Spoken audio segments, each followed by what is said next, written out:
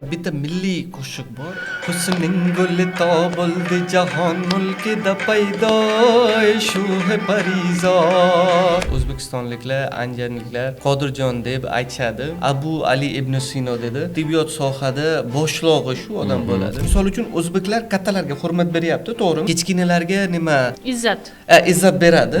Shu narsa, bir xil narsa Pokistonda ham bor. Dasturxonda o'tirgani, ota keladi, o'tiradi, keyin hammasi bo'shladi. Agar yo'l yopiq bo'lsa, yoshlari ittifoq ochib beryapti. Pokistonda keng nishonlanadimi yoshlar kuni deb? Pokistonda yoshlar kuni nishonlanmaydi. Qaysi o'zbek milliy taomlarini yaxshi ko'rasiz? Anjanlik osh, keyin qozon kabob. Men ham mamlakatni, ham o'zbeklarni yaxshi ko'raman. O'zbek adiblardan, shoirlardan, yozuvchilardan kimlarni bilasiz? Cholpon, Abdurrauf Fitrat, Oybek, Alisher Navoiy, Zahiruddin Muhammad Bobur. Kim ko'ribdir? Ey ko'ngil ahli jahondin yaxshilik, kimki ondin yaxshi yo'q, ko'z tutma ondin yaxshilik.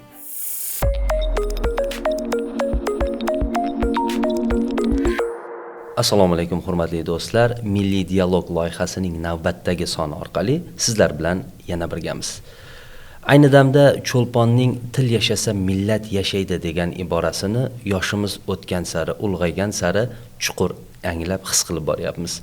Bugungi suhbatimiz ham aynan milliy dialog bo'lganligi uchun O'zbekistonda tahsil olayotgan chet ellik yoshlar, talabalar, nafaqat yoshlar talabalar, balki umuman bugungi kunda o'zbek tilini o'rganayotgan butun dunyo aholisini o'sib borayotganligini ko'rishimiz mumkin. O'tgan galgi suhbatlarimizda ham, bu galgi suhbatlarimizda ham bu narsaga yana bir bor guvoh va amin bo'lamiz degan umiddaman. Demak, hurmatli do'stlar, bugungi suhbatdoshimiz, mehmonimiz pokistonlik yosh yigit, aniqroq qilib aytganda, Andijon davlat tibbiyot oliygohida tahsil olayotgan yosh talaba Qodir Ahmad bo'ladilar. Qodir Ahmad, bugungi suhbatimizga xush kelibsiz. Marhamat qilib, Qodir Ahmad, o'zingizni bir qisqacha tanishtirib o'tsangiz. Rahmat katta. Assalomu alaykum. Ismim Qodir Ahmad. Barchalar o'zbekistonliklar, anjarliklar Qodirjon deb aytishadi meni. Asli pokistonlikman. Andijon davlat tibbiyot institutida 6-bosqichchi talabaman. 2002-yilda Pokistonlik viloyat Xayber Paxtunxoda tug'ilganman. Keyin 2021-yilda O'zbekistonda kelib, Andijon davlat tibbiyot institutida meditsinskiy sohaga tanlab hozirgacha o'qiyapman. Ya'ni tibbiyot sohasida o'qiyapsiz. Tibbiyot sohasida o'qiyapman. Shu o'rinda alohida ta'kidlab o'tish joiz, bugungi suhbatimizni Qodirxon bilan nafaqat men, balki hamkasbim Shodiya boshchiligida, birgaligida amalga oshiramiz. Savollaringiz bo'lsa boshlaymiz, xudo xolasa. Avvalo Qodirjon, sizni ko'rib turganimizdan juda ham xursandmiz. Bizni loyihamizga be'tibor bo'lmasdan, ya'ni Andijon viloyatidan tashrif buyurganingiz biz uchun juda katta sharaf. Avvalambor meni eng qiziqtiradigan savolim shundan iboratki, aynan nega O'zbekistonni tanladingiz ta'lim olishga? Xo'p, sizlarga ham rahmat katta. Bu meni o'zbek milliy dialoglarga chaqirish ham mening uchun katta hurmatlik bo'ladi. Sababi o'zbek tili meni ona tilim emasda. O'sha o'zbek tili o'rganishdan keyin shunday hurmat keladigan bo'lsa, rahmat katta uning uchun sizlardan. Ikkinchisi, sizniki savoliga javob men tibbiyot sohada tanlagan vaqtda men butun dunyolik mamlakatlardan qaraverdim. Keyin dadam tarix yozadi, tarix o'qiydi. Biz Qirg'izistonda qaraverdik, Ozarbayjonni qaraverdik, Tojikistondan qaraverdik. Keyin ayni O'zbekistonda qaraganida sразу dadam aytdi, bu Ali Sino, sizlarga o'zbekchada Abu Ali ibn Sino dedi. Asha tibbiyot sohada boshlig'i shu bo'ladi, shu odam bo'ladi. Ashunda qarab dadam bilan maslahatlashib O'zbekistonni tanlaverdik. Keyin O'zbekistonda tanlaverganidan keyin Andijon davlat tibbiyot institut O'zbekistonda qaraverdik. Qaysi bir tibbiyot institut amaliyot bo'yicha o'qish bo'yicha eng yaxshi ekan. Unda bizni tanlagan institut Andijon davlat tibbiyot institut bo'ldi. Keyin tanlab shu yerda keldik. Demak, sizni ilhomlantirgan jarayon bu Abu Ali ibn Sino bo'ladi. To'g'ri. Ajoyib.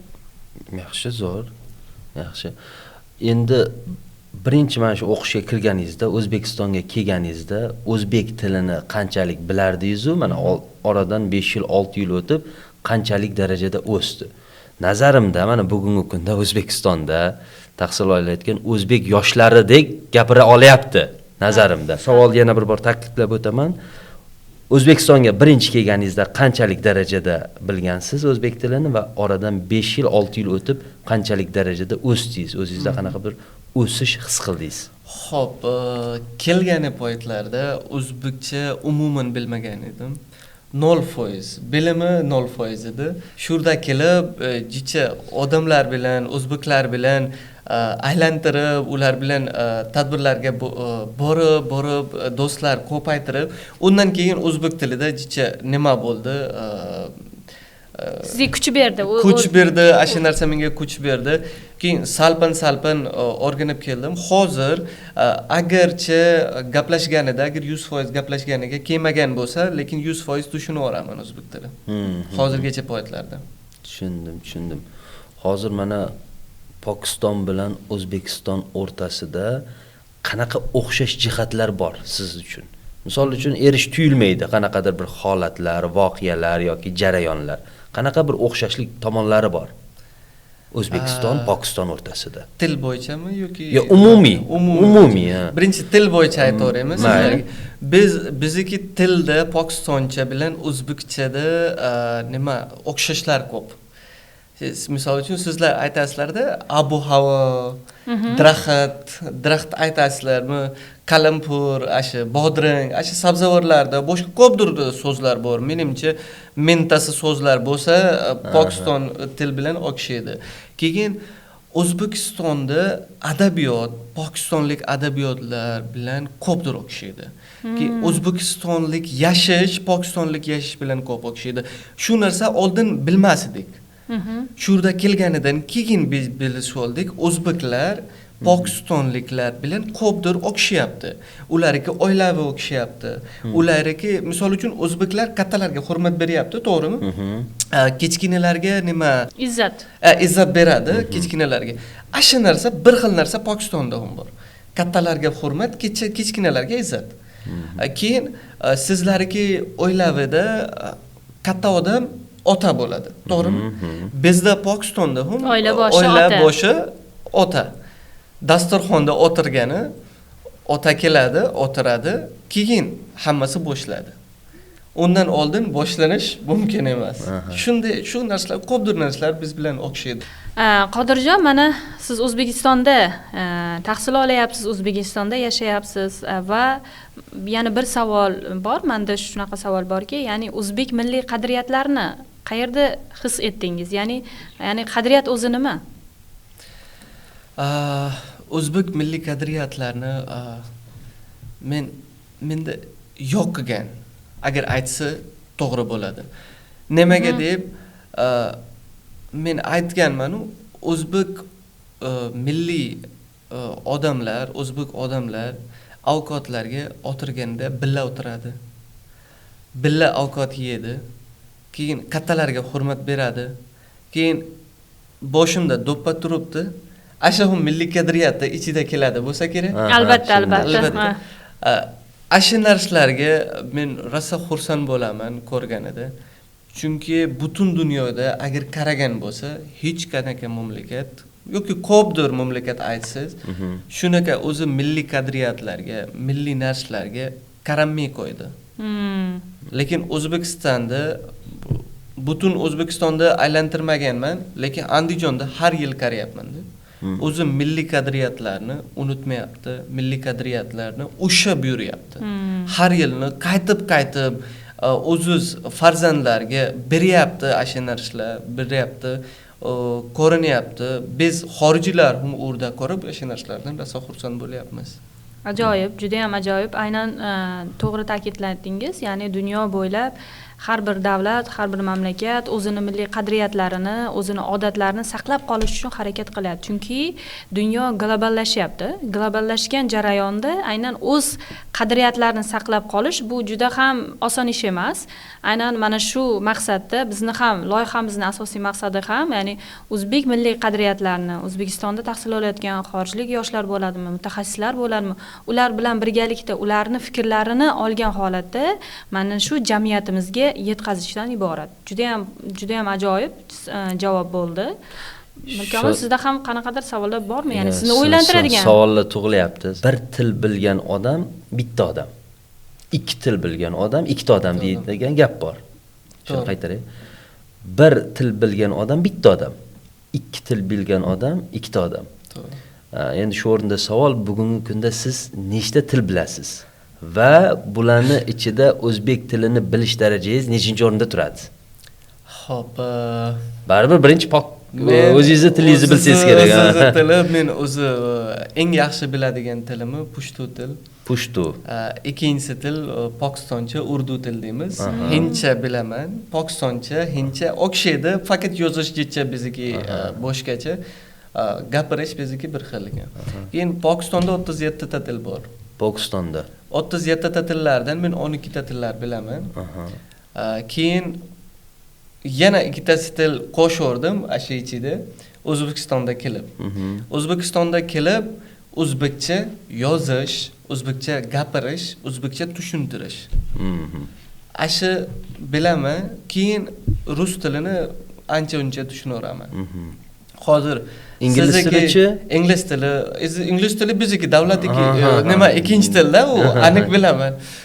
Sizniki aytgani nima, bir til biladigan odam bitta odam, ikki til biladigan odam ikkita odam. Menimcha 9 ta odamlarga o'xshab ketyapman. Demak, bugungi podkastimizda 3 ta odam emas, 9 ta, 2 ta, 11 ta odam bilan mana suhbat ketyapti. Albatta hazil.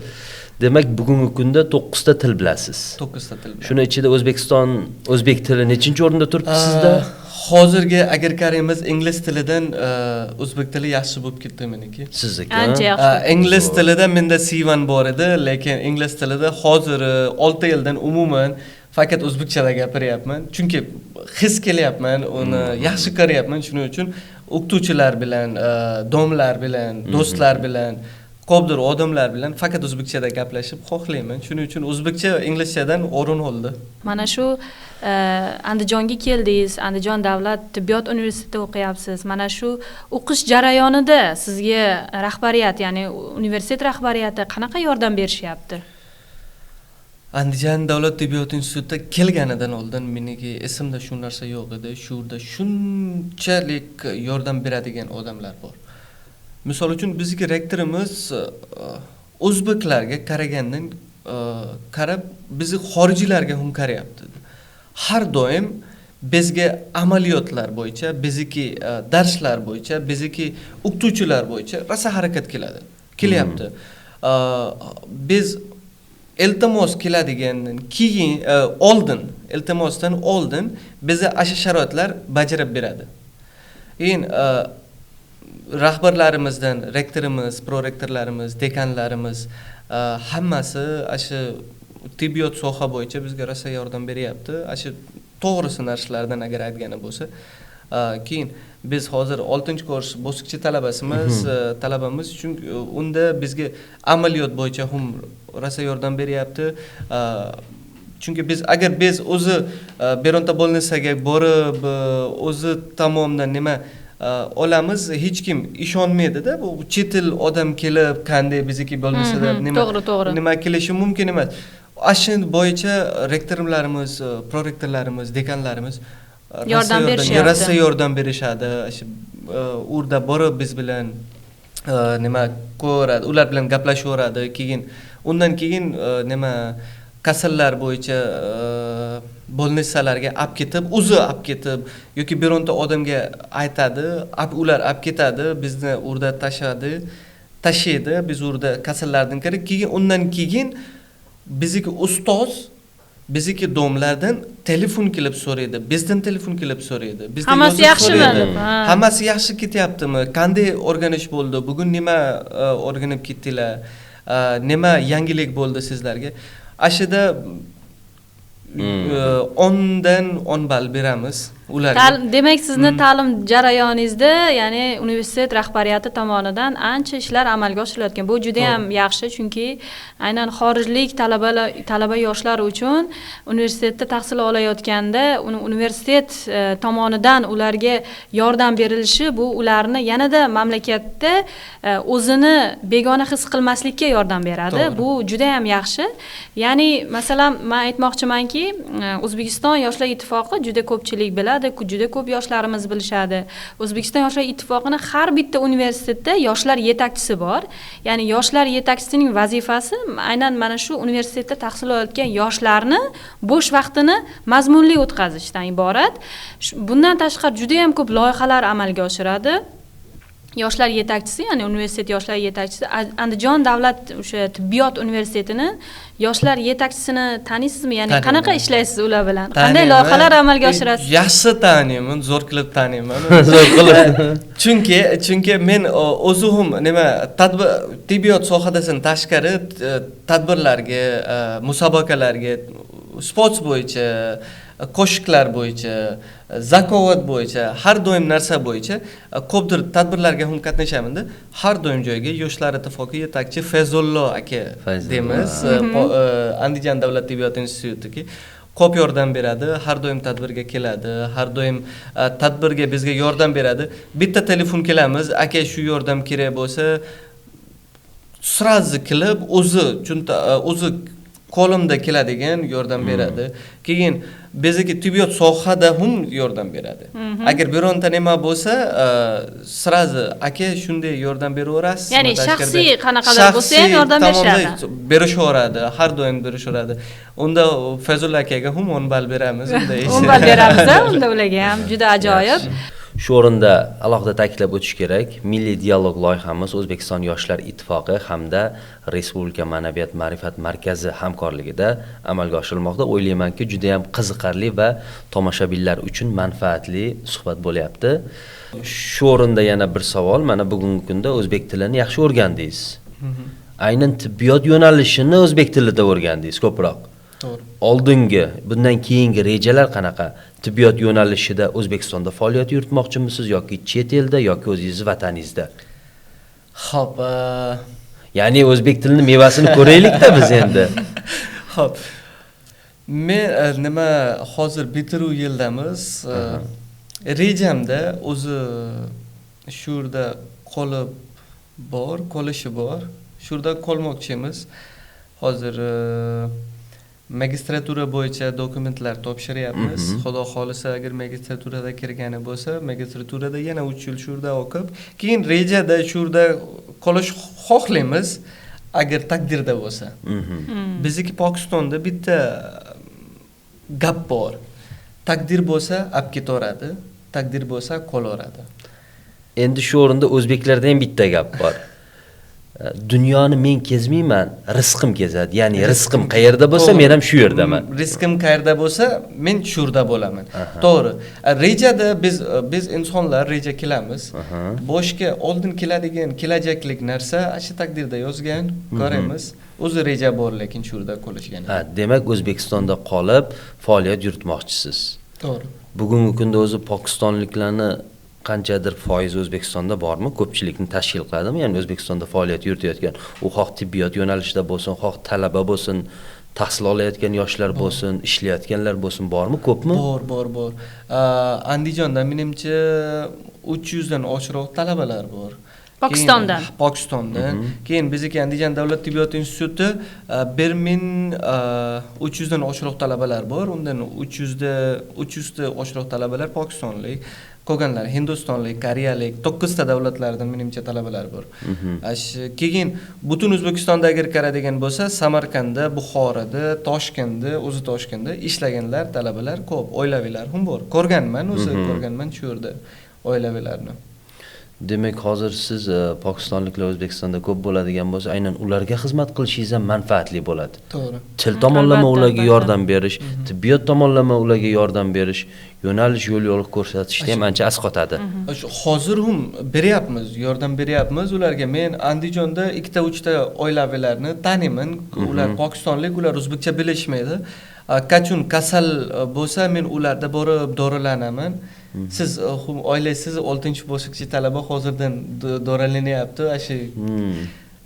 Chunki nima aytdimda, bizniki boshlig'ilar bizga shu narsada ko'p yordam beryapti. 3-kursdan keyin aniq har yili biz amaliyotga bizga nima beradi, tekshiruv beradi. Biz har yil aniq bo'lnisaga borib amaliyot qilamiz. Keyin hozirdagi 5-6-kursda domlar bizga yordam berishdi. Bo'lnisalardan bitta domlar oldik. Darslardan keyin sirazi ularga borib, orada amaliyot nima qilyapmiz, ishlar bajaryapmiz. Ya'ni nazariyotni amaliyot bilan bog'layapsizlarda unda. Shuning uchun tibbiyot soham tajribadan yaxshi ketyapmiz. Xudo xolisa endi yana ham yaxshi ketayotganga harakat qilamiz. Masalan, yana bir jarayon menga juda ham qiziq. Aynan mana shu universitetda tahsil olyapsiz, yoshlar bilan, o'zbek yoshlari bilan do'st bo'lyapsiz, ular bilan turli xil loyihalarda ishtirok etyapsiz. Aynan mana shu o'zbek yoshlari bilan bo'layotgan loyihalar bor, zakovat bor dedingiz. Ya'ni boshqa sport o'yinlari bor. Pokistonda shu jarayon qanday? Ya'ni universitetda talabalar qanaqa ishlaydi yoki bo'lmasa, Pokiston yoshlari qanaqa ishlaydi? Masalan, bilamizki, O'zbekistonda yoshlar siyosatiga alohida e'tibor qaratyapti. Chunki mamlakatimiz, ya'ni hurmatli prezidentimiz tomonidan juda ham katta yordamlar berilyapti-da yoshlarga. Alohida e'tibor qaratiladi. Yoshlar siyosati birinchi darajada desak ham mubolag'a bo'lmaydi, aynan O'zbekistonda. Chunki aynan global maydonda ham prezidentimiz har doim xalqaro forumlar bo'ladimi, xalqaro uchrashuvlar bo'ladimi, har doim birinchi masala, ya'ni o'zlarini kun tartiblarida albatta yoshlar siyosati qo'yiladi. Ya'ni yoshlar sohasiga oid bo'lgan loyihalar bo'ladimi, tashabbuslar bo'ladimi, prezidentimiz tomonidan har doim ilgari suriladi. Ya'ni men aytmoqchimanki, Pokistonda shu jarayon qanday? Ya'ni Pokiston yoshlari o'rtasida mana shunday turli xil loyihalar, ya'ni zakovatga o'xshagan tadbirlar ham qilib turishadimi? Xo'p. Birinchi narsa yoshlar, ikkinchi yoshlar ittifoq, uchinchisi Pokistonda shu narsalar bor. Xo'p. Yoshlar O'zbekistonlik yoshlarda o'zi his qilaman, shu narsa menga ham kelsin. O'zbekiston yoshlarga qarab, nimaga deysiz, bitta tomonda bitta ishni faqat ushamaydi. Men shu yerdan boshlab bo'ldim, tashqarida kelib boshqa ishni bajaryapman. O'rdan boshqa ishni bajaryapman. Har sohada, har tomonda, kariyada, qaysi tomonda yo'l bo'lsa, ketaveradi. Shu yo'li to'xtamaydi. To'xtamaydi. Shu narsa davlat, butun davlatga rivojlanish uchun shu narsa rosa menimcha o'ylayman, shu narsa juda muhim. Juda muhim narsa. Ikkinchisi yoshlar ittifoq. Birinchi yoshlar shunaki, ikkinchi yoshlar ittifoq shunaki. Agar yo'l yopiq bo'lsa, yoshlar ittifoq ochib beryapti. Har doim tomonda. Zakovat dediz. Zakovat narsa men Pokistonda ko'rmaganman. Ko'rmagansiz. Universitetlarda bo'lsa kerak. Men universitetlarga kirmaganman, lekin ko'rmaganman, umuman ko'rmaganman. Shurda kelib, hozirgacha bizda ham yo'q edi. Xorijiy talabalarga ham zakovat ochdik. Ajoyib. Xorijiy domlar yordam berishdi, rektorimiz, prorektorimiz, shu yoshlar ittifoqi yetakchimiz yordam berishdi. Tutorlarim ham ashida ichida yordam beryapti. Har haftada bir martaba zakovat bo'lyapti. Xorijiy talabalar o'rtasida. Ularga sovg'alar bo'lyapti, ularga voucherlar bo'lyapti. Yaqinda biz Andijon davlat tibbiyot institutidan Samarqand Buxoroga voucherlar yutdik, talabalar yutishdi. Shu o'rinda bir savol, zakovat qaysi tilda bo'lyapti? Aralash. O'zbek va ingliz tilida bo'ladi. Yaxshi. ingliz tilida bo'ladi, lekin ichida savollarda o'zbek tili so'zlar beramiz. Ashu so'zlardan talabalar topadi, qanaqa uniki tarjimasi nima yoki shu so'z bor, shu so'z nima bo'yicha O'zbekistonda ishlaydi yoki qanaqa so'zlar O'zbekistonda ko'p ishlatadi odamlar, shuniki beramiz. Albatta bu mantiq ham ishlaydi. Bu ya'ni zakovat o'ynayotganda juda ham ajoyib. U ingliz tilida bo'lib, ichida o'zbek tiliga oid savollar bo'ladigan bo'lsa, albatta menimcha juda ham ko'p xorijlik yoshlarni yanada o'zbek tilini o'rganishga bo'lgan ishtiyoqi ham oshadi. Chunki bu zakovatni boshqa o'zbek talabalari o'zbek tilida o'ynaydigan bo'lsa, xorijlik yoshlar ingliz tilida, lekin o'sha jarayonda xorijlik yoshlar ham o'zbek yoshlari kabi o'zbek tilida mantiqiy kurash olib bormoqchi bo'lsa, aynan o'zbek tilini o'rgansam, men yana ham yaxshi o'ynashim mumkin yoki yutishim mumkin degan g'oya keladida. Ya'ni bu tilni o'rganishga qanaqadir turtki beradi. To'g'ri, shu narsa to'g'ri. Chunki men o'zi o'ynamayman, menga ruxsat bermaydi o'ynashganiga. Men o'zbekcha yaxshi biladigan bo'yicha faqat talabalarga qarayman. O'zi prosta biz o'tiramiz, qaraymiz. Biz agar o'ynagan bo'lsa, keyin yutmagan faqat bitta tomonda bo'ladi. Shuning uchun domlar aytadi, sizlar to'g'rilar, 3-4 ta talabalar yana bor. Ular eng yaxshi, mendan ham yaxshi o'zbekcha biladigan talabalar. Menimcha e'tirof etyapsiz, ya'ni mendan ham yaxshi o'zbek tilini biladigan talabalar bor deyapsiz. Bu juda ham yaxshi. Keling endi o'zbek milliy qadriyatlarning eng muhimi bo'lgan o'zbek milliy bayramlari. Ya'ni yaqinda mana mart Navruz bayrami kirib kelmoqda. Menimcha siz har yili Navruz bayramini nishonlaysiz, to'g'rimi? Ha, to'g'ri. 21-martda bo'ladi. To'g'ri. Sana ham esimda qoldi hozir.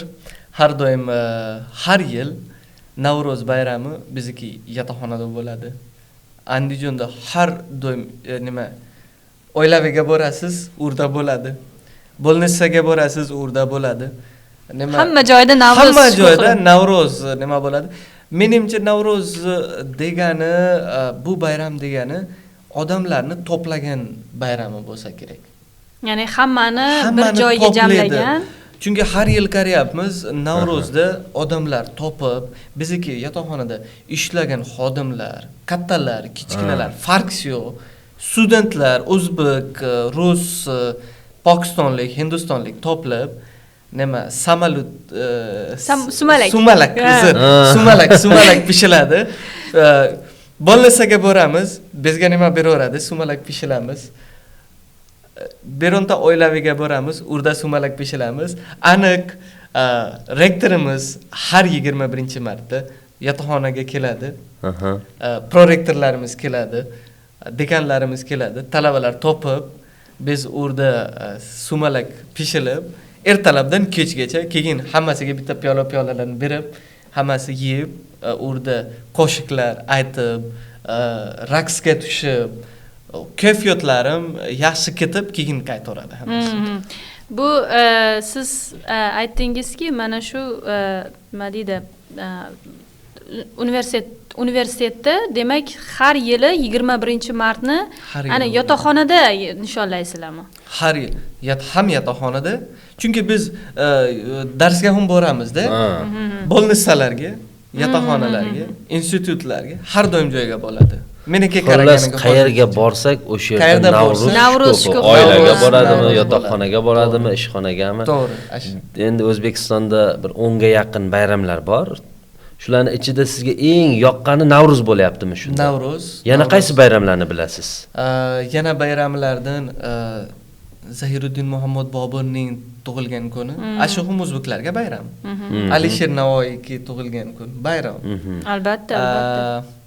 Yana Mustaqillik bayrami ham bor. Mustaqillik bayram bo'ladi. Keyin yoshlar kuni bo'ladi. Ha, yoshlar kuni. Yoshlar kuni bo'ladi. Yoshlar kunida o'ziga tegishli bayramlar qilingan. Yoshlar kunida har doim Andijonda katta yo'llarni yopib, urda nima bo'ladi-da, bu katta ekranlar qo'yib nima bo'ladi? 2 kun konsert bo'ladi, har nima 2-3 kun bo'ladi. Shuning uchun ashad narsalar esimda. Yana bitta bayramni ham bilib oling. 21-oktyabr til bayrami. O'zbek tiliga davlat tili maqom berilgan. Esimdan chiqib qoldi. 21-oktyabr meniki esimda bo'lsa kerak edi, lekin hozir kelmadi. Nimaga? Chunki men 21-oktyabrda Toshkentda kelib, o'zbek tilida 2-daraja diplom olib ketganman. 21-oktyabrdan bitta musobaqa bo'lgan edi. Ashi bo'yicha men davlat bo'yicha edi.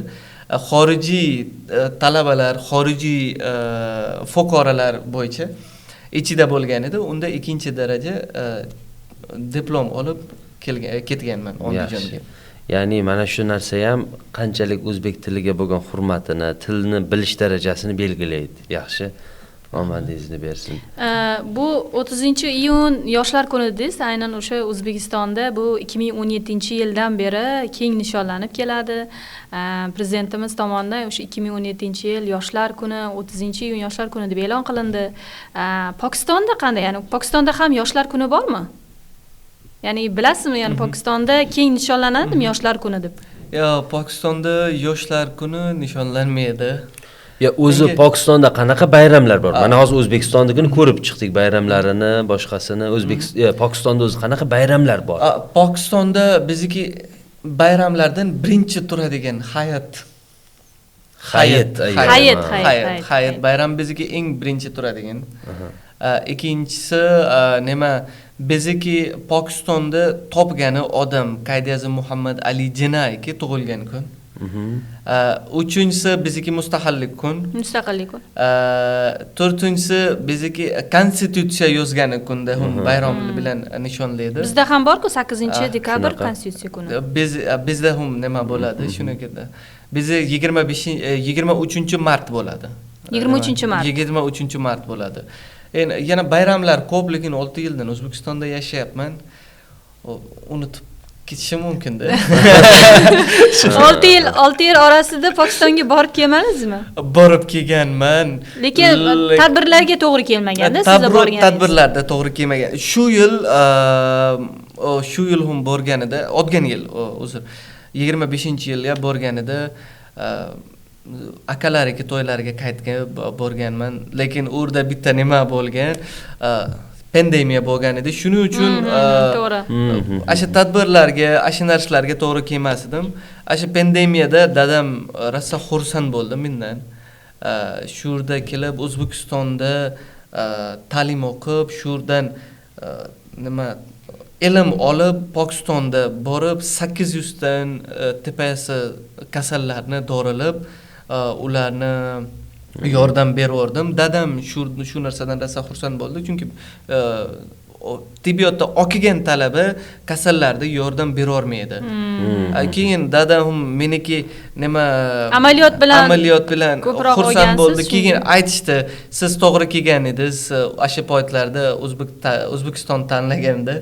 Hozir xursand bo'lganman. Hozir hijolat ommasidan 6-yil o'qib nima qilaverasiz, o'ziz nimaga qarorasiz deyurdi.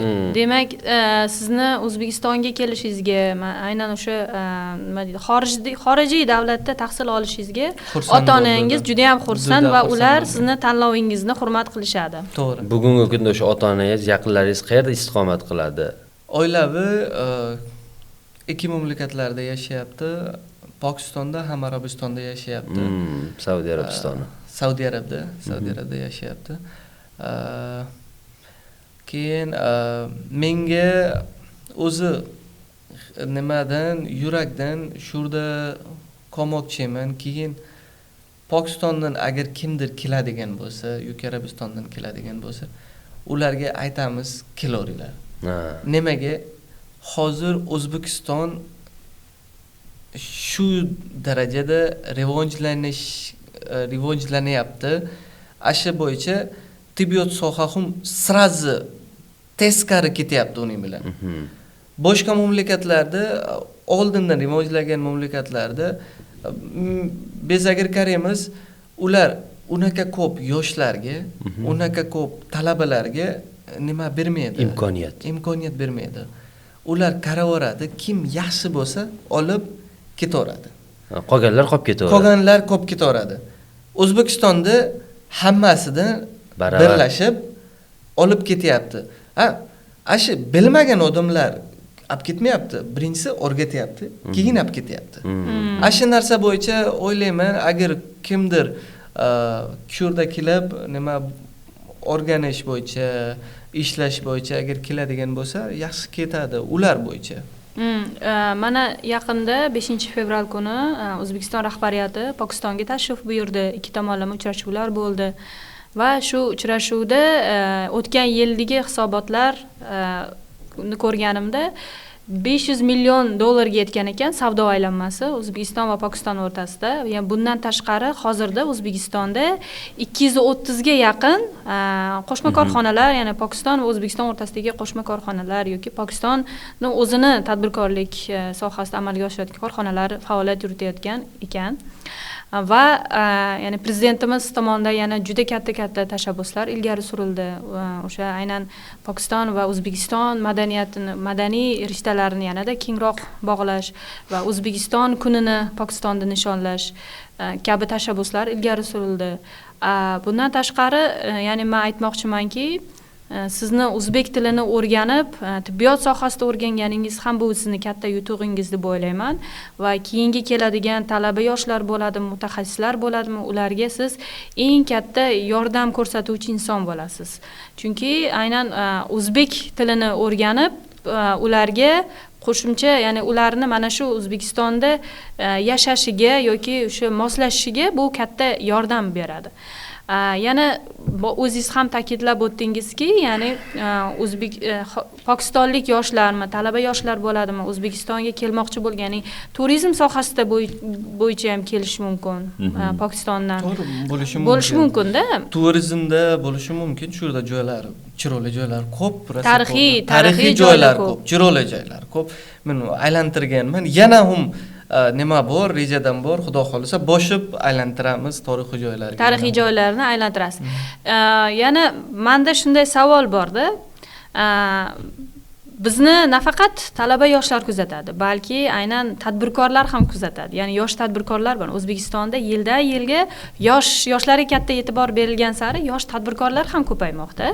Aynan Pokiston va O'zbekiston o'rtasida, ya'ni qanday savdo aloqalarini yo'lga qo'ysak bo'ladi? Ya'ni sizning fikringizcha, Pokistondan qanday mahsulotlar O'zbekistonga kelishi mumkin yoki O'zbekistondan? Xo'p, asha tijorat ko'paytirishdi 3-4 yildan 5 yildan menimcha. To'g'rimi? Keyin asha narsa bo'yicha birinchisi men prezidentimizga, O'zbekiston prezidentimizga rahmat aytamiz. Chunki u odam nima asha narsalar bo'yicha ko'p harakat qilyapti.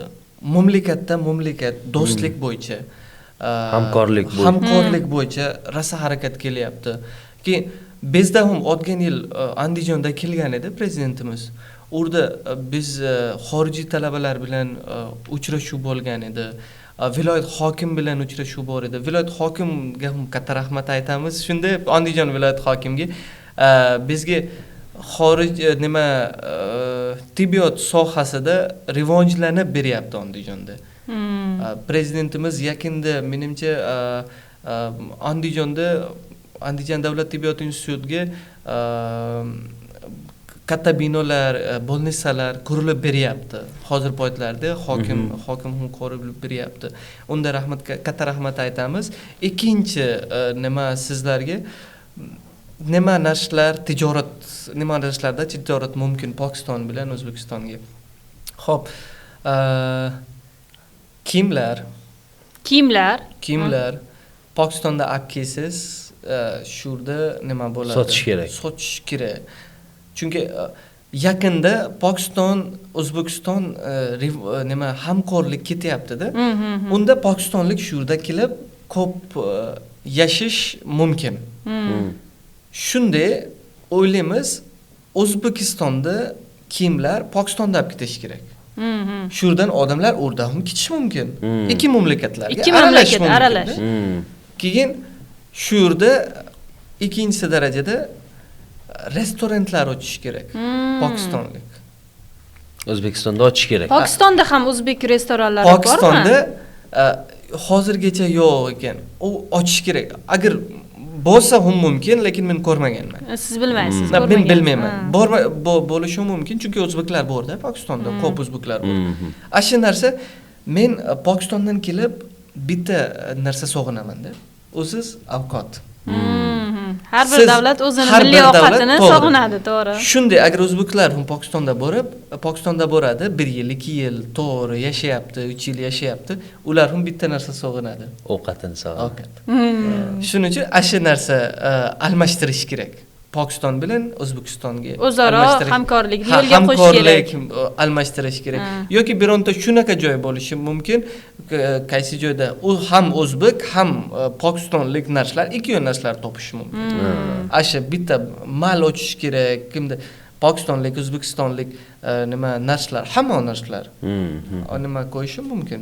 Yildan yilga o'zaro hamkorligimiz rivojlanib boryapti. Albatta, menimcha tadbirkorlik sohasida ham ikki mamlakat o'rtasida katta hajmdagi savdo-sotiq ham yo'lga qo'yilmoqda. Ajoyib. Keling, o'zbek milliy taomlari haqida gaplashsak. Qaysi o'zbek milliy taomlarini yaxshi ko'rasiz? Ikkita bor. Osh bilan somsa. Osh, ikkinchisi qozon kabob. Qozon kabob. Andijonlik osh. Andijon oshi. Andijonlik osh, keyin qozon kabob. Qozon kabob. Andijonlik osh shu qora guruchdan tayyorlaydi-ku, devzira guruchdan tayyorlaydi-ku. Rosa yoqaman. Achchiq nimalari bilanmi? Ha, achchiq sho'rvalari bilan. Achchiq nima? Prosta yashil qalampir bilan yeyoramiz. Nimaga yashil qalampir bilan? Nimaga yaxshi ko'raman? Chunki unda go'sht bo'ladi, guruch bo'ladi. Bu bizniki ham milliy taomlardan bitta pulov bor-da. Ashiga rosa o'xshaydi. Pokistonda ham bor. Pokistonda o'xshaydi. Keyin shu oshni har doim joyga boryapman. Bitta osh har O'zbekistonda har bitta shaharga boryapsiz. Birinchisi nima ovqatlardan nima beradi? Osh. Osh. So'radigan narsa ham osh, beradigan narsa ham osh. Shunda ham xursand bo'lamiz. Shu o'zi milliy ovqatlar, menimcha milliy ovqatmi? Albatta milliy ovqat. Milliy ovqatlarni bu har doim odam oldinga solyapti. Shu xursand bo'lyapmiz bu narsadan biz. Pokistonda qanaqa milliy ovqati nima Pokistondagi? Pokistonda milliy ovqat nehari. U ham shu palovga oshga o'xshab ketdi. Nehari bizniki har viloyatga alohida milliy ovqatlar bor-da. Nehari bizniki butun mamlakatniki. U go'shtdan tayyorlaydi. Bitta sho'rva emas, lekin ozroq suv qo'shilib, nehariga nima go'sht qo'shiladi, ko'pdir. Biz ham bir undan tatib ko'rishimiz kerak ekan. 7-8 soatda tayyorlaydi o'sha narsa. Juda uzoq. Andijonning palovdan ham zo'rmi? O'ziz mamlakatda ovqatlar, o'ziz mamlakatlik aralashavermaymiz. Ikkinchi nima? Palov. Bizda palov, bizniki viloyatda Xaybar Paxtunxoda ko'pdir odamlar palovni yaxshi ko'radi. Tovuq go'sht qo'yadi? Yo'q, mol go'sht. Mol go'sht qo'yadimi? Mol go'sht bilan qo'y go'sht ikkovi qo'shilib nima qo'yadi? Pokistonda ham nimami? Ovqat pishiradi, idishda katta tovoqda olib keladida, salafandi yoki patnizni yozadida, ustiga shunday og'darib yeydimi? Yo'q. Bizda dasturxon solaydi, keyin tarilkalar bo'ladi-yu. Bitta katta qozonda olib kelib tarilkalarga solib beradi. Ya'ni hozir osh deganingizga bitta narsa esimga tushib ketdi. O'zbek to'y marosimlariga ham qatnashganmisiz? Ya'ni ertalabki bizda osh bo'ladi. Ya'ni unga ham borganmisiz? Ya'ni ko'rganmisiz? Borganmiz. 7-8 ta to'ylarga borganmiz hozirgacha. Opalari, akalari to'ylarga borganmiz. Ertalabdan kechgacha o'tirganmiz. Kechqurun ham o'tirganmiz bir kun. Ashu bunda nima bu ham o'xshaydi bizniki pokistonlik to'ylarga o'xshaydi. Ertalabdan nima boshlanadi, osh boshlanadi, keyin chuchvara beradi. Ashu beradi. Undan keyin salpin oxirgacha nima mevalar bo'ladi, ashu narsalar bo'ladi. O'tirib yeb to'la keyin borib nima qilamiz, raqsga tushamiz, bir-birini nima qilamiz. Kayfiyat yaxshi ketadi o'zbek to'ylariga, aniq, to'g'ri. Andijon deylik, o'sha siz borgan to'ylaringiz hammasi shu Andijon viloyati. Boshqa viloyatlarga borib ko'rdingizmi? Ya'ni Samarqand, Buxoro, ya'ni to'yga emas, ya'ni sayohat bo'lishi mumkin. Sayohat bo'yicha Samarqand, Buxoroga borganman, Toshkentga borganman. Bugun ham Toshkentdaman. Samarqand, Buxoroga borganman. Keyin Andijon yonida Xonobod bor. Xonobodga borganman. Xonobodga bu bizniki demoqchiman, institutimiz, domlarimiz, rektorlarimiz, prorektorlarimiz bizda har yil talabalarni olib bironta joyga olib ketadi sayohat bo'yicha. 2 kunga, 1 kunga, 3 kunga. Hozir yaqinda martahum xudo xolasa nima rejadan bor. Xorijiy talabalar, o'zbek talabalarini olib nimaga Samarqand, Buxoroga borishi Samarqand, Buxoro. mumkin. Xorazmga bormagansiz unda? Yo'q, Xorazmga bormaganman. Borishni istaysiz Rejamda bor, Xorazmga borishi rejamdan bor. Men suhbat davomida hamma narsani maqtayapsiz. Turizmni maqtayapsiz, ovqatlarimizni maqtayapsiz, qadriyatlarni maqtayapsiz. O'zbekistonda yoqmaydigan jihatlar ham bormi? Yoqmaydigan narsalar. Nima yoqmaydi? Nimani ko'rsangiz noqulayliklar his qilgansiz o'zingizni qanaqadir? Endi nima yoqmaydi sizga O'zbekistonda? Aniq narsalar hozirgacha yo'q. Bitta narsa yoqmaydi, pulim ko'p sarflanib nashyapmiz. Cho'ntag'ida pul qolmaydi, ketyapti. Pulingizni ko'p ishlatib yuboryapsiz. Shu narsa bor. Ko'rgan O'zbekistonni, ham mamlakatni, ham o'zbeklarni yaxshi ko'raman. O'zi ustidan agar aytganim bo'lsa, yaxshi ko'raman. Chunki sizlar biz bilan ko'p o'xshaysizlar. Biz bilan men ko'p narsalar o'ylab qaraverdim. Ko'p o'zbeklar biz bilan ko'p o'xshayapti. Shuning uchun yomon ko'radigan narsa yo'q hozirgacha. Bu juda yaxshi, bu juda yaxshi. Lekin bu pulni ko'p ishlatilishi bu normal holat. Normal. Bu hammasi o'zbeklarga shunaqa. Butun O'zbekistonda shunaqa. Ya'ni talaba bo'lish qiyin-da baribir. Talaba bo'lish qiyin. Talaba bo'lganda ko'proq o'qish kerak, amaliyot qilish kerak, qo'shimcha vaqt bo'lmaydi-da ishlashga. Bo'lmaydi, umuman bo'lmaydi. O'qishni bitirgandan so'ng, tamomlagandan so'ng, yaxshi ishni boshlagandan keyin, ana undan keyin biz menimcha hammasiga yetadi keyin. Keling endi Qodirjon, o'zbek adabiyot haqida gaplashsak, o'zbek adiblaridan, shoirlardan, yozuvchilardan kimlarni bilasiz? Ha, bilaman. Cho'lpon, Abdurauf Fitrat, Oybek, Alisher Navoiy. Keyin demak shoh bo'lgan bitta shoir, g'azal yozgan odam Zahiruddin Muhammad Bobur. Ajoyib. Ashuni yaxshi ko'raman. Zahiruddin Muhammad Boburning yozgani Boburnomadan ham o'qiyman. Yaqinda 6 oy 5 oy oldin Andijonda sizlarga madaniyat vaziri Ozodbek Nazarbek kelgan edi. Ashi menga Boburnoma menga sovg'a berilgan edi.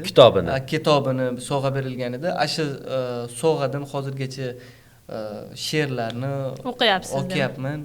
Unda bir parcha aytib bersangiz bizga ham? Xo'p, tur kuplet aytaveraman. Boburnomadan. Marhamat. Kim ko'ribdir ey ko'ngil ahli jahondan yaxshilik. Kimki ondan yaxshi yo'q, ko'z tutma ondan yaxshilik. Gar zamoni nafi kilsam ayb kelma ey rafiq. Ko'rmadim hargizni tayin oromi jondan yaxshilik. Qoyil. Ajoyib. Juda mazza qildim. Juda chiroyli aytdingiz. Rahmat. Ozodbek Nazarbekovga qanaqasini aytib bergandingiz endi? Ozodbek Nazarbekka bitta urda tadbir bor edi. Shu ham Zahiruddin Muhammad Bobur yoki Alisher Navoiyga tug'ilgan kun bo'yicha edi. Bironta tadbir bor edi.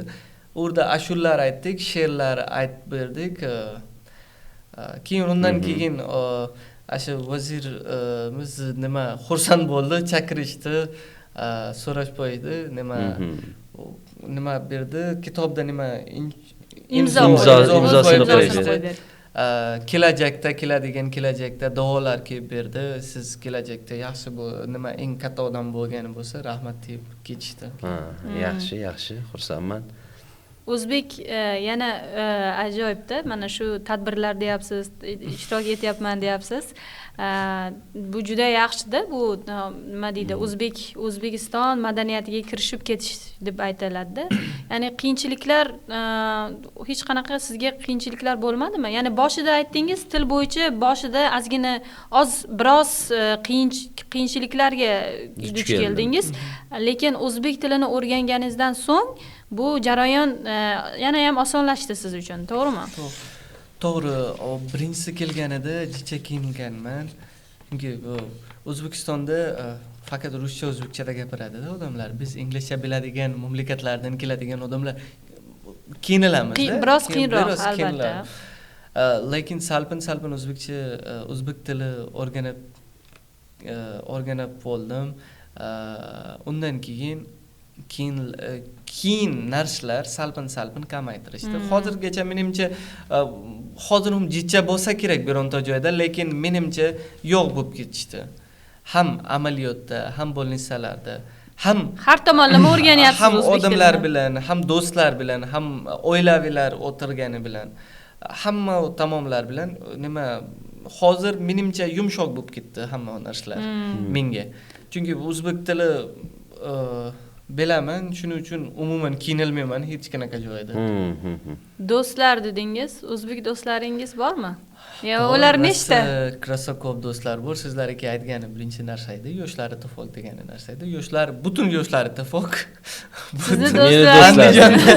Meniki do'stlar, o'zi Fayzulla akamiz bor. Ashum do'stlar sifatlikda, akam sifatlikda, do'stlar sifatlikda nima qilamiz? Etafoklik talabalarni bitta-bittaga ismimdan meni ham taniydi, men ham ularni taniyman. Keyin o'zi agar soha tomonidan kelamiz, agar tibbiyot institut tomonidan kelamiz, do'stlarda agar menimcha meniki tutorlarimiz, meniki dekanlarimiz, meniki prorektorlarimiz ham bizniki Andijon davlat tibbiyot instituti rektorimiz bizniki do'stlarimiz deb do'stlaringiz. Chunki ular har doim biz bilan birga qattiq qilib ushamaydi. Chiroyli qilib har doim narsaga tushuntiradi, har doim narsaga do'st shunaqa bo'ladi-da. Albatta. Shuning uchun biz ularga ham do'st deyoramiz, agar bu noto'g'ri emas. Demak, siz aytdingiz, shu pokistonlik talabalar ham bor. Ular bilan ham o'zaro uchrashib turasizlarmi? Ha, uchrashib turamiz. Har doim men agar deyoraman, O'zbekistonda bilan Pokistonlik talabalar, O'zbekiston talabalar ichida nimaman? Siz lidersiz. Yo'q, bog'lovchi ko'prik deymiz. Bog'lovchi. Bir-birini nima qo'yadi-yu, yaqinlashtiradi-yu. O'sha bog'lovchi narsa. Ya'ni siz ularni pokistonlik talabalarni yetakchisi hisoblanasiz-da.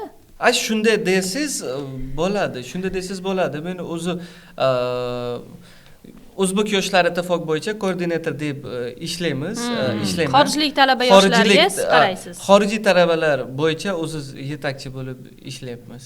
Koordinatorsiz, ya'ni ular bilan turli xil loyihalar bo'ladimi, uchrashuvlar bo'ladimi? Har doim tadbirlar, uchrashuvlarda xorijiy talabalar o'zbeklar bilan aralashib, o'zbek talabalar xorijiy talabalar bilan aralashibda nima qarayapmiz biz. Sizningcha mana shu jarayon qanday? Yaxshimi? Bu o'zbek talabalar, xorijlik talabalar o'rta aralashib, ya'ni turli xil loyihalarga jalb qilinganda siz o'ylaysizmi, ular o'rtasida ya'ni yaqinlik, do'stlik munosabatlari yana mustahkamlanadimi? Ya'ni bu yordam beradimi bu? Yaxshi, ko'p yordam beradi.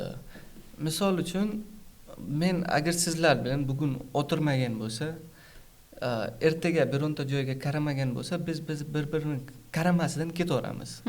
Bugun o'tirdik, yig'ilish bo'ldi, bironta narsa bo'ldi, podkast bo'ldi.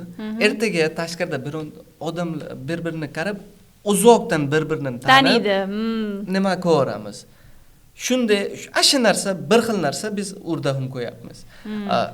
Xorijiy talabalar, o'zbek talabalar birinchi kurslardan bir-birini hech kim tanimaydi. Shu tadbirlar orqali, musobaqalar orqali bir-birini tanib ketadi. Keyin bir-bir bilan nima qo'yib beraveradi, bir-birini. Keyin biz bilmagan holatda ham keyin billa borib mosh yeydi, birgalik keladi. Keyin biz bilmagan holatlarda, lekin shu aytamiz, shu yaxshi ketadi. Shu narsa yaxshi nima beryapti ashirda. Kelajakda mana shu tibbiyot sohasida ikki davlat o'rtasida qanaqa bir yangiliklar bo'lishi mumkin? Mendami, tibbiyotlarda? Tibbiyotda. Tibbiyotlarda. Balki siz sababchi bo'larsiz. qanaqadir amaliyotlarni u yoqda joriy qilishingiz mumkin yoki u yoqda malakangizni oshirib kelib bu yoqda joriy qilishingiz mumkin. Shu bo'yicha menimcha ikki tomon mamlakatlarda ham pokistonlik ham o'zbekistonlik doktorlarni olib almashtirish kerak. Tajriba bo'yicha. Shu yerdan o'qigan doktorlar Pokistonga borib ishlashi kerak. U yerda o'qigan doktorlar shu yerda kelib ishlashi kerak. Nima foyda beradi? Birinchisi odam o'ziga foyda beradi. Ikkinchisi qaysi davlatda ishlagan bo'lsa, o'sha davlat o'rganib ketadi-da. O'sha mamlakatda nima farq bor? Menda nima kamchilik bor, unda nima kamchilik bor. O'shada kamchiliklarni birlashib to'xtaveradi, o'sha narsani to'xtaveradi yoki o'sha narsani o'rganib ketaveradi. Nima bo'yicha, o'sha bo'yicha nima qo'yishim kerak? Keyin tibbiyot soha bo'yicha talabalarni almashtirish nima qo'yishim kerak? Xorijiy talabalarni shu yerdan Pokistonga jo'natish kerak, o'rdan shu yerda olish kerak. Exchange programma dedi. Talaba almashtirish programma bo'yicha. O'sha almashtirish kerak. Mening o'zi xayolimda shu. Ko'rgan agar nima kattalar bilmaymiz, ularning xayoli mendan yaxshi bo'lsa kerak. Ularda bo'lsa kerak, lekin mening xayolimda shu turadi faqat. Qisqa qilib qanchadir muddatga bir ta'lim turizmlarni ham yo'lga qo'yish mumkindir. Mumkin. Turizm ham ikki tomonda almashtirish. Ta'lim turizm almashtirish kerak. Keyin zamonaviy tibbiyot narsalar bor-ku. Asha almashtirish kerak bir-birini mamlakatda. Sizlarda kimdir narsa bizdan yaxshiroq bo'lsa kerak, bizda kimdir narsa sizlardan yaxshiroq bo'lsa kerak. Asha narsalarni almashtirish kerak bir-bir bilan. Ya'ni tibbiyotda ishlatilgan texnologiyalar almashtirish kerak bir-bir bilan. Keling, endi bir o'zingiz haqingizda yana biroz to'xtalib o'tsak, ya'ni O'zbekistonga keldingiz, yashayapsiz, mana til o'rgandingiz, do'stlaringiz bor. Hayotingizda qaysidir voqea, eng esda qolarli qanaqadir voqea bo'lganmi? Universitetda bo'lishi mumkin, yotoqxonada bo'lishi mumkin. Taksida bo'lishi mumkin, mehmonxonada, taksida bo'lishi mumkin. Xo'p. 3-4 ta shunaqa voqealar bor. Bitta birinchisi viloyat hokim bilan o'zi xonada ko'rishganman. Yotoqxonada yashagan xonada. Yotoqxonangizda ko'rishgansiz? Ha, yotoqxonada viloyat hokim kelgan edi. O'zi yotoqxonada ko'rgani uchun u tekshiruv uchun keladi-da, ular har doim. Uning bilan ko'rishganman. Ikkinchisi Oliy ta'lim vaziri bilan yotoqxonada ichida ko'rishganman. Uchinchisi prezident kelganida ikkitasi vazirlar yotoqxonada ichida ko'rishganman. Keyin yana eng yaxshi narsa meniki hozirgacha nima qo'lyapti, meniki nimada Bobur nomi olganman. Nima Ozodbek Nazarbekovdan. Boya ta'kidlab o'tgansiz. Shu voqealar sizni esingizda qolgan. Esida qolgan. Keyin boshqa oddiy voqealar bo'ladi, lekin shu ko'pdir narsalar bor, katta narsalar qoladi. Menga Oliy ta'lim vaziri bitta sovg'a bergan edi, bitta nima bor edi, chizish bor edi, o'zi qo'limdan chizish bor edi, rosa chiroyli chizish bor edi, u ham hozirgacha esimda bor.